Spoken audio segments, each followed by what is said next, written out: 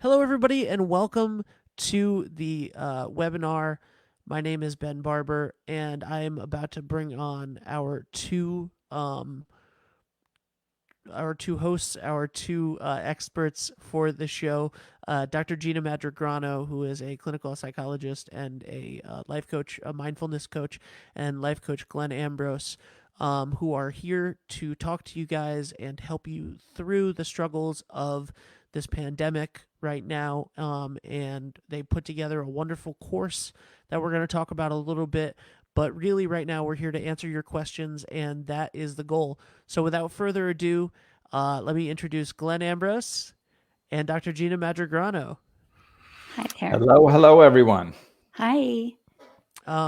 Hey guys. So let's talk a little bit about how what you guys have put together first to start off this course, and then if anybody has questions, Sarah Barrett said, "Hi, excited about this. We're excited that you're here, Sarah." Hi, Sarah. And I just want to let everybody know that if you have questions, type them in the comments, and I will ask them to Glenn and Dr. Gina. So tell us a little bit about the course that you put together for people. Gina, why don't you start? Okay. So I met Glenn over Insight Timer, and I like his work. And we're kind of in the same direction and helping people a lot. So we thought it'd be nice to put a course together to help people get through the pandemic, because there's a lot of fear and anxiety and adjusting to the new normal, and people don't know how to cope, what to do. So we thought we'd come together and give them a bunch of resources that'll help them get through this. Yeah. Yeah. Glenn, do you want Yeah, to say anything about absolutely. it? I mean, it's, we're both in the industry of helping people. So, I think that when things like this happen, it's kind of our duty to step up and do what we can. So, so that's what we're trying to do. Everybody does their part, where we help people deal with anxiety and fears and that type of stuff. And what better time to give people the tools to do that than now, when we most need it. Mm-hmm. Absolutely. Hello, Stephanie. Thank you for watching all the way from Guatemala. Yes. So Hi, we're gonna. Stephanie. So we asked for some questions from your viewers. Both of you have podcasts and followers and stuff. So we asked some questions from them, and then we want to really answer your questions live as well. We are talking in general about the stuff that we cover in the course, which is the fear and anxiety of dealing with this, of living through this pandemic, of being out of work, of just the general fear. And we talk a lot about dealing with kids and crisis and taking stock of your life, and we'll go through all of that. But so if you have any questions, and I'm sure you do, regarding any of this stuff, feel free to ask. Our first question that I'm going to ask is about kids and crisis, and I think it's more about everybody too. Is it okay that our regular routine has shifted? Meaning my kids go to bed a little later and sleep in a bit more. They still have a structure to their day, but this feels more organic. They're not as busy as they used to be, so a slight change in routine seems okay, right? Yeah, well, what I'd answer to that is what works for you is just fine. You don't need to look at what other people are doing or even expect to be functioning as if everything's normal, because not everything is normal right now. So you need to be present and pay attention to what your family needs. And you know what? School starts early. And if we have the luxury to sleep in and go to bed later and shift our routine a few hours, why not? If that's what will bring peace and calm to the family, it's okay. Whatever's good for your family. Yeah, and I agree. I think, and it's a really good place to start, because it can kind of set a theme that I think we'll go through, and that is, make the adjustments now. Like, this can be an opportunity to bring some consciousness to your life and design a life that you want to live. So, things have slowed down, and we can kind of put a little bit more thought into what we're doing and why we're doing it, instead of just instinctively going with society's routine. So yeah, find what works for you, and plus it eliminates some of the fear with the children too.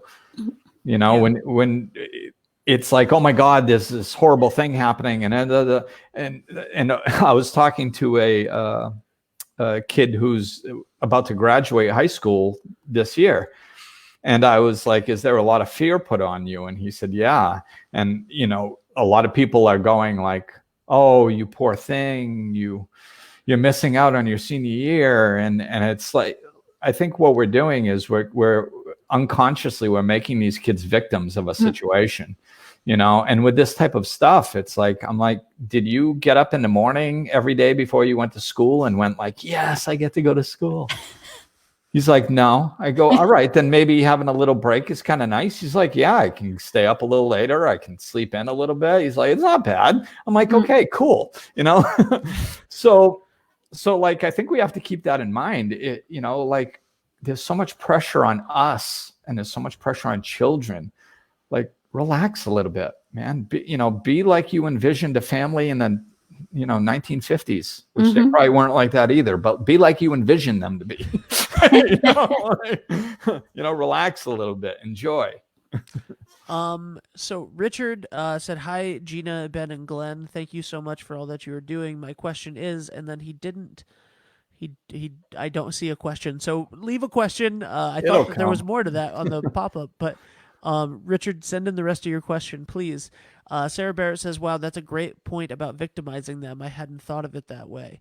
Yeah, and we cover that a lot in I think episode 4 or lesson 4, which is kids in crisis. And not only, we talk about not only victimizing the children and then the poor me mentality of like, yeah, but it's happening to everybody, and there's things that we all have to deal with, but we talk about, in general, or you guys talk about all of us feeling a little sorry for ourselves with the situations that we're in right now. And and it's easy to, this is something, when there's something so massive that's happened, it's really easy to, right now, no one blames you for playing the victim. You know what I mean? Right. Yeah, it's very socially acceptable to be a victim at this moment. Congratulations. If you've been looking for that, here's your opening. It's the opportunity. Yeah. But it's a question of perspective, right? This is a massive example, but you can be victimized by a challenge, or turn it around and see what's the lesson, what's the opportunity in it, and it'll totally impact how you feel about it. Mindset's everything. So Richard did put up his question, which is, how do we choose our battles with our children? Good question. Good question. Let me think about that one. Well, how do you pick your battles? The way I would say is, first is look at the big picture, one, and reconnect with your values and what matters to you. So don't just look at the short-term situation. Think of the long-term impact of whatever battle you're picking. So is this one worth it in the long term? Let's use an example about school. Your child hasn't been doing their schoolwork for 2-3 days, and you're freaking out because you're picturing them dropping out of high school and being homeless.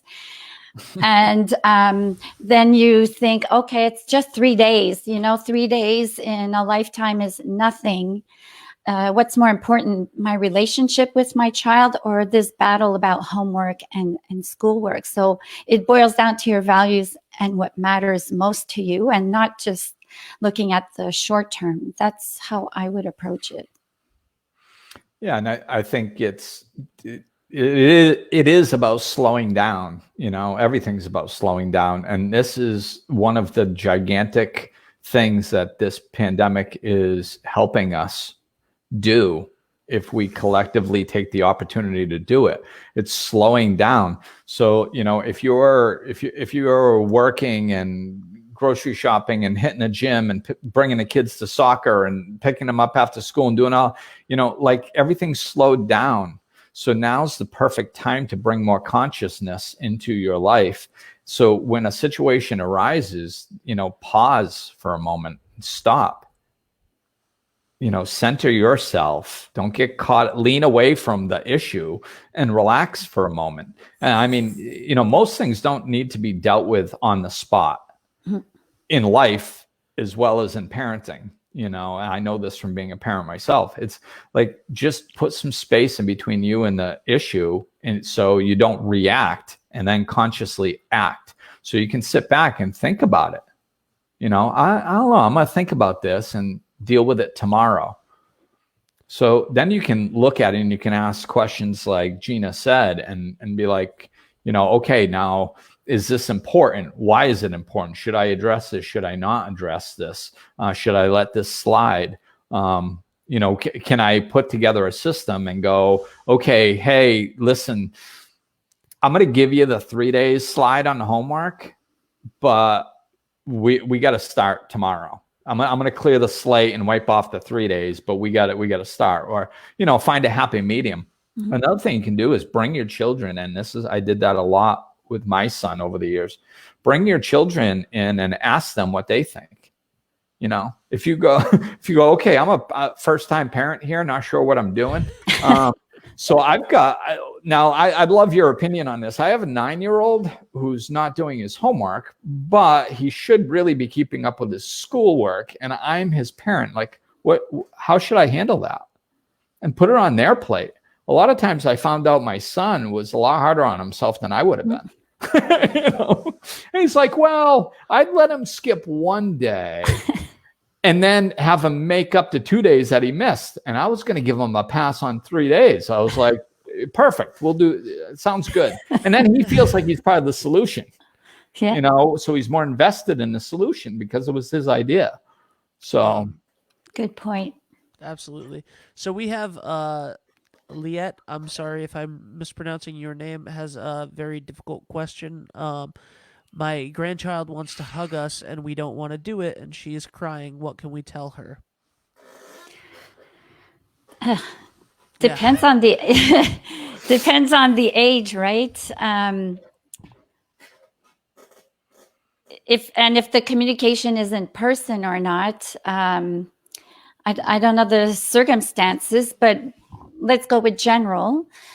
I would explain to them what's happening at the level of development of the child. And in the course, I put a link to a booklet of a really good videos for children without scaring them and dramatizing them, and validating their emotions and their need to be hugging us. So have a lot of compassion through it, and basically walk them through that, through basically the adult version of acceptance, that that's how it is, but it's not going to last forever, and putting some validation and empathy through that. So you don't want to dismiss their need to being hugged. And then you could find a creative way to hug. So that's fun with the little ones, because you can easily distract them and, find a fun way to hug from far away. And, you could use a stick. We put a glove at the end of it. You can turn it into a game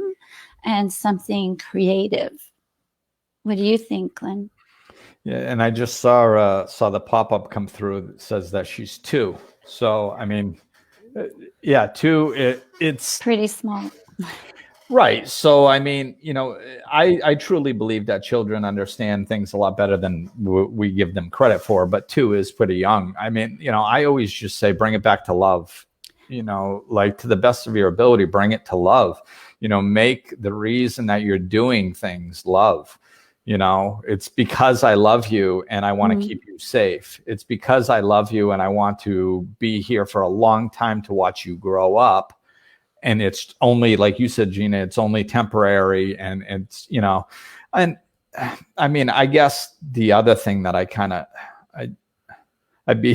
have to touch on a little bit is just the, like, really, we get caught up in the fear. And I think, and I'm not saying that you who asked the question are doing this, because I don't know the specifics, but I see it a lot that people are being unreasonable with what they're doing. Like if you live alone, you don't have to wash your hands 30 times a day.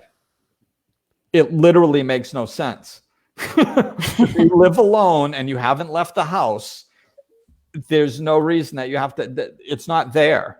It's not, you know, so like if you're locked in the house and you're with a 2-year-old, is not touching them necessary? I mean, you know, really use your head and think. And I'm saying some situations, perhaps it is necessary.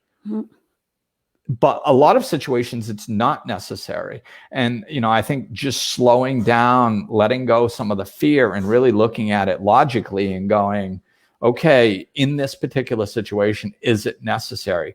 If it is, and you feel it's necessary, that's your personal judgment call. It's your life. Then, you know, you can do some of the things that we said, try to explain to them out of love, make a game out of it, you know, stuff like that. Just don't use fear as the basis, you know. And if it's not necessary, if it's an irrational fear, give the little Kid a hug. child a hug. Give them a lot of them, man. You know. Yeah, and the beauty of 2-year-olds is you can literally use their imagination. So if you really can't hug the child, use fairies, dolls, you know, pixie dust, anything, and they really play into the imaginary. So yeah, as long as there's no fear. Yeah, you might even be able to get one of those dolls where you can record your voice, order it on Amazon or something, you know, and record your voice and be like, this is temporary Grammy. You know, I mean, because you're right, their imagination can latch onto stuff like that. They can think this is the greatest game ever. Yeah. So we have a question from Natalie, or maybe not a question. I haven't fully read it yet. Natalie. We are communicating to parents. Find opportunities to teach life skills and talking about the importance of self and family, applying strategies for taking space for all when needed because they are spending too much time together. Glenn is right, depending on the child's age and development, having them be part of the process.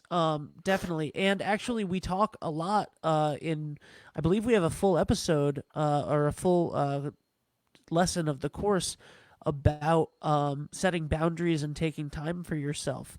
So can you guys touch on that? Like it's close quarters for a lot of people that they're not used to. Do you want to go first or?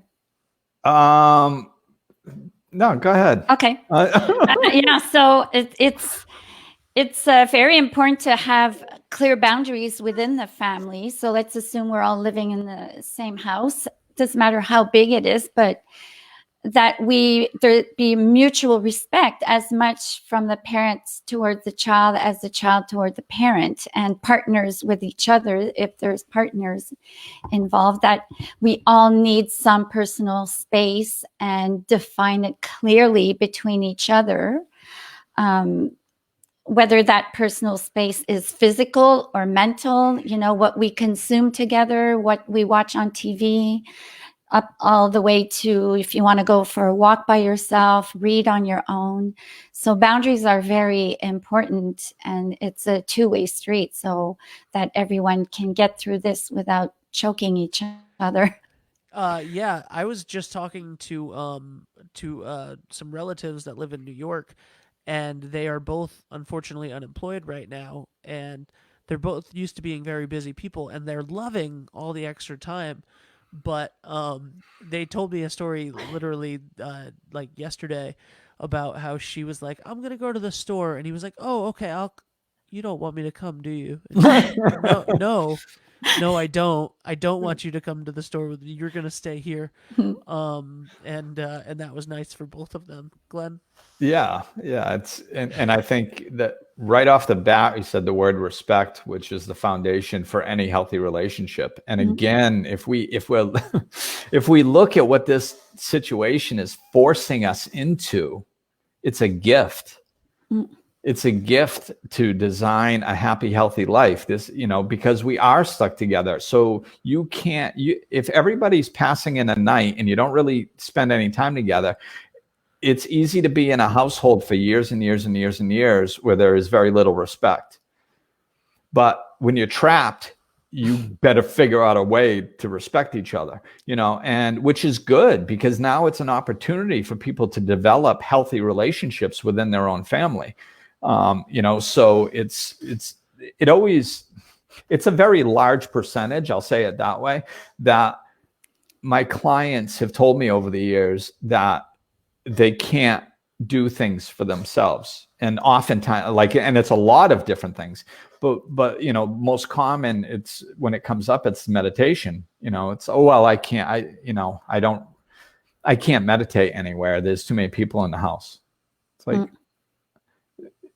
what do you mean? There's too, like, all you lock yourself in a bathroom, like, who cares, and while they'll knock, we'll stop them from knocking. Like, we need to learn to set these boundaries. And again, this is a perfect opportunity to do that, to teach people, like, listen, we all have the right to privacy. You don't have to agree with me, but you have to respect me, so I don't care if you think that it's not necessary for me to meditate, at 3 p.m. You can disagree with that all day long, but don't knock on the door.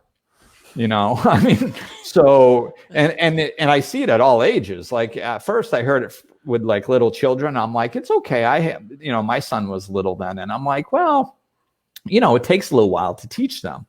Put the timer on your microwave so they can see when you're going to be done, or put the time on the door, or whatever, and then I found out, no, it's like, they have problems with their own parents who live with them knocking at the door. They have problems with their spouses knocking on the door. They have problems with teenage children knocking on the door. It's like, you guys need to develop some respect in your household.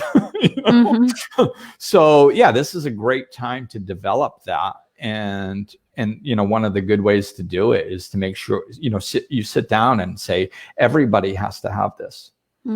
We all get it. We all get a piece of paper, and we're all taping it on our door, and we all have the right to our own private time. So if that's on the door, then we can't interrupt them for that period of time, and implementing this type of stuff. Absolutely. Stephanie says, thank you, Gina. It pretty much answers my question, how to bring balance into a family where everybody is feeling closed and tight. And she also said, you don't have to agree with me, but you have to respect me. Gracias, Glenn. Yeah. Sarah says, I feel like differing perspectives on what is happening has created some challenging opportunities for growth. Yeah, absolutely. So let's talk a little bit about the actual course. And if you have more questions, please feel free to ask them. And I just put a link to the course down in the bottom, so you can check that out on the Glenn Ambrose Life Coaching or wherever you are. And we'll put that out there. But let's show people, this is what we're talking about. We put together, the two of you put together 8 lessons to finding peace in a pandemic. Learn the practices to navigate your way through the COVID-19 crisis. It is a full course featuring the two of you for just $35, which is ridiculous, but we'll go past that for now. And during this course, you'll learn how to decrease anxiety and find peace, decrease overwhelm and a sense of disconnect, decrease confusion and increase clarity, improve self-care and resilience, keep hope and faith during trying times, practical coping skills for work and family life, learn how to best support your children, and learn how to navigate the uncertainty and lack of control. So not only is this being, the course is discounted right now from $299 to $35. There's a lot of frequently asked questions. You can get all of this bios, and then you have the 8 lessons here, which we can go through. And as you can see, here we have the objectives. So lesson 1, managing fear and anxiety, understanding how we can manage anxiety and fear. Lesson 2, be able to maintain hope and faith. Self-care and boundaries, which we just talked about, helping our children through a crisis. Letting go of our need for control, an opportunity to heal old wounds. Oh, this looks good, Ben. staying connected while Hey, social Gina, I distancing. think we got a good course here. Yeah. And then there's also a bunch, as you can see, almost 20 different extras for things that are additional things that you can add on, and full links to podcast episodes that you guys have done that would be helpful, and all of that. So there's you said that the course is discounted from $299, and I just want to say that this is really, being a part of it. All 8 lessons felt like life coaching sessions. Hmm. So really, I mean, 8 life coaching sessions would be more like $1,200 to $1,500. And then you got 2 people, so you multiply that times 2. So it's very, It's but exponential, really. Like the virus. So why did you? So why did you? Why is this $35? Is my question.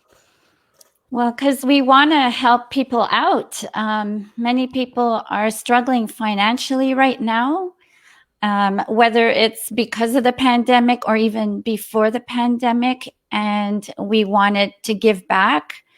So for the next few months, we just want to help out and do the best we can to be of service and basically support people who might need our help and can't afford it.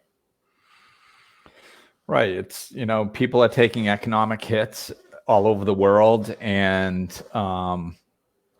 so you have that aspect, but you also have the aspect of people who wouldn't be able to afford much more on a good day. So there's that demographic too. So it's like, there's a lot of people out there that just plain need help. And I mean, you're going to spend $35 at one dinner. If you go out to dinner once a month, you're going to spend $35, and you can't go out to dinner. So you might, get something that's going to help you. And a lot of this stuff, the courses, of course, the way that we both teach is, Ben said this, is about getting to the core of things. So yes, of course, the course is specifically focused on the pandemic and the crisis that we're in at the particular moment. But underneath it, it's just bringing to surface all the things that we struggle with on a regular basis anyway. This is life lessons. This is life skills. This is things that would make your life better, dealing with normal day anxieties and fears, and dealing with your children, and all the things that we talk about can enhance your life even if this wasn't going on. So you can take all these lessons that that are specifically focused on this, and you can use it to enhance your life. And I think that that's one of the biggest opportunities we have now. Slow down, take the opportunity to, you're going to come out of this. At one point, this is going to be in your rearview mirror. And when it is, who do you want to be on that day? Do you want to be a better version of yourself, or do you want to pick up where you left off? I mean, I've been working on myself pretty hard for 17 years, and I have plenty of room for growth. So I'm thinking that you guys do too. So, I mean, it's just about becoming a better version of yourself and making it through a difficult situation with as much grace and ease as possible. And the other advantage is, even when this is over, the people will still have access to the course, and the stuff we're teaching applies to everyday life. It's not symptom specific, meaning this course will also be useful post-pandemic. And that's when we'll start selling it again. It just won't be titled pandemic, but they're universal teachings regardless of what's happening in people's lives. But we've seen an urgency right now, so we're focusing on the pandemic. Absolutely. Right. Our hope is to help, and that's, if anything, this pandemic has put even more of a focus.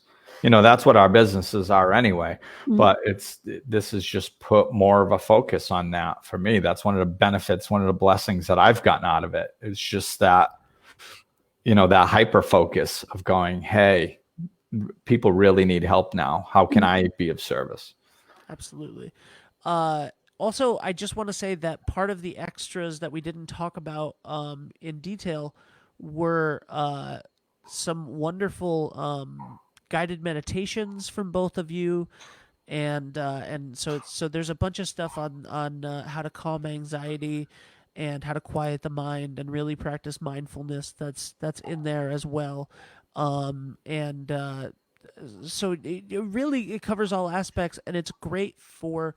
We talk a lot about other hard times because today it's a pandemic that is affecting everybody in the world right now. But at some point, and maybe it's not affecting you as much as it's affecting your neighbor or your grandmother or your friend. But there's going to be an issue in all of our lives in which you're going to have to explain to a child something uncomfortable, or you're going to have to deal with fear and anxiety bubbling up, or A learning diagnosis. a Yeah, diagnosis. diagnosis. Yeah, you talk a lot, Gina, about your daughter's cancer battle in the course, and there's so it really is it's broad, and we do get into the topics deeply of the pandemic and the virus right now, but it's so much more than that, and I think that you guys just did a wonderful job, because I can say that because I take no credit for it myself. I'm just asking you questions. But you did a wonderful job really helping people navigate those waters, and I think $35 is a ridiculously generous price for this. So I just want to say thank you personally for this, because I know that being the first person that took the course technically, it's helped me in my perspective a lot, and it's helped me deal with the children in my house, and the everything from a day-to-day basis of just getting through this, which is not always easy. And I also would like to say that I would love to end the way that Gina ends every episode Oh, of her yes. podcast. We're gonna sing. We're not gonna sing. We're not Oh, gonna sing. But Gina ends every episode of her podcast with a moment of gratitude, and I think that it would be really nice to, because so much of this is based on fear and anxiety that we're all feeling right now. So I think that, and we talk about it a lot in the course. Being grateful for things currently is one of the best ways to center yourself. So I think that it would be really nice if we sort of emulate that for everybody else and end with a moment of gratitude.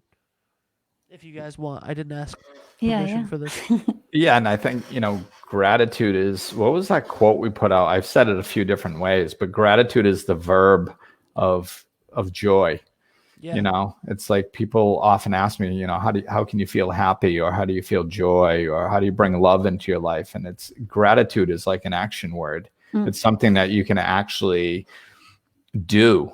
You can, like, you can go be grateful. Like you can take a moment of gratitude. It's an action step. It's a verb. So I think that this is a perfect way to end it. And if there are other questions we haven't gotten to, we can always we'll check the comments after. Yeah. And the link will the platform, the course is live, so you can click the link and get to it, no problem. And that'll be awesome. And if you have any questions, feel free to email both Glenn and Gina. All of their information is on there. So who would like to go first? Gina, this is your thing. You got to lead us out. So when I'm resisting what's happening right now, I try to come back to what is going well. And right now, all my family is healthy. I'm healthy. The dogs are healthy. I'm lucky. I have a roof over my head. I have food. I have a computer. I have everything to make my life locked up be awesome and amazing. And I'm surrounded by tons of people virtually who really love me. So I feel I'm very rich right now in this situation, even if I'm not working. So that's what makes me forget sometimes that difficulty is I'm very abundant in every area in my life right now. And I have to remember that because many people aren't this lucky. Beautiful. So for me, I'm the most grateful for seeing this as an opportunity. It's the clarity that I've gotten since this thing started is really wonderful. I mean, like I said, I've worked on myself pretty consistently for 17 years. And so I'm fairly self-aware, but this has taken it to a whole nother level. I mean, I still get caught up in life, and it's wonderful having a business that doing what I love and being able to work from home and all that stuff. But, there's always growth to be had. And this has slowed me down and forced me to go inside and really look at my life and go, okay, what in my life is working and that I want to keep? And what is my next? Where do I want to go next with my business or with my life? What experiences do I want to have now? What's my next chapter going to look like? So I'm really grateful for the clarity that I'm getting and the opportunity to go within and to get that clarity so I can really continue building the life that I want to live. I mean, I plan on coming in at the end of this lifetime, sliding sideways at, 80 miles an hour, man, with my hair on fire. So like, I'm not slowing down anytime soon, but I still get caught up in little pockets. So now it's like, okay, I'm getting clarity on what really is going to make me feel alive and feed my soul for the next chapter of my life. And I'm really excited about that. And Ben, Awesome. Yeah. what are Your you turn. grateful for? I was gonna wrap it up. Nope. No Fine. escape. I am grateful for 7:08 p.m. on April 21st, 2020. Literally, I'm grateful for this moment that we're in right now, and that is where I'm trying to keep my focus at all times. Right now is just where I am, and that right now everything is good, and right now everybody is safe, and right now um, the people that I love are all in pretty good spots, and I'm getting to help people every day, and so yeah, I'm just grateful for the moment that I'm in, and my hope is that that gratitude for the present moment continues when the weight of this is not on your shoulders anymore and you can sort of start living unconsciously again. I hope that I'm still as grateful as I am right now for the moment that we're in. Nicely done. Thanks, man. All right. Well, thank you, Dr. Gina. Thank you, Glenn. And once again, click the link. Thank you, Stephanie, who bought the course already. Sandy. Hey, Sandy. Thank you, Dr. Gina, Hey, Glenn, Sandy. and Ben. Thank you very Thanks, much. Sandy. Thank you all for watching. This is not the last time that the three of us will go live and answer your questions. I guarantee it. We had so much fun doing this. So thank you guys very much. And I believe we all had a lot of fun putting together this course as well. Yeah. Oh yeah, always lots of laughs. Yeah. So, all right. So Yes. thank you guys very much, and Glenn and Gina and LG. I will talk to you guys soon. Thank you. Thank you. Bye, everyone. Talk soon. Bye.